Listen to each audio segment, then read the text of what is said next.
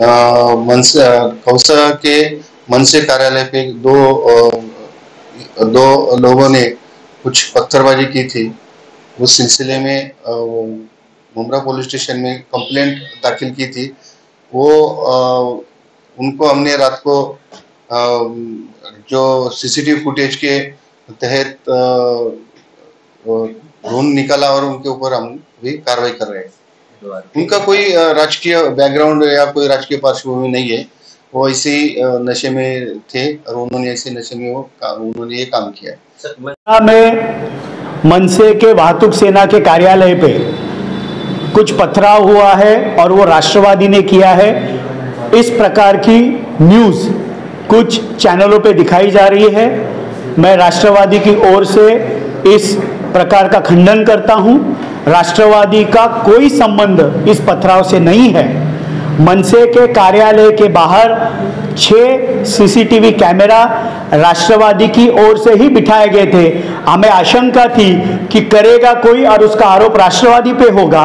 उन 6 कैमरों का डीवीआर राष्ट्रवादी के कार्यकर्ता रफीक शेख इनके घर पे है और जैसे ही पथराव हुआ उस डीवीआर से CCTV footage Mumbra police station को दिया गया।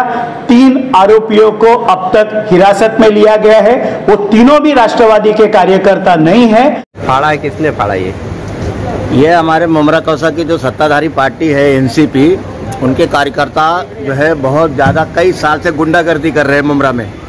और ये गुंडागर्दी का ही नतीजा है कि हमारी महाराज नवनिर्माण सेना की जो ऑफिस है उसको इन्होंने बंद करने के लिए 3 दिन पहले हमको धमकी दिया था यहाँ के आयाज बबलू ने। और ये कहा था उन्होंने कि अगर आप ऑफिस नहीं बंद करते और हमारे एनसीपी में नहीं आते तो हम तुम्हारी ऑफिस बंद करा देंगे और हम तुम्हारे बैनर फड़वा देंगे।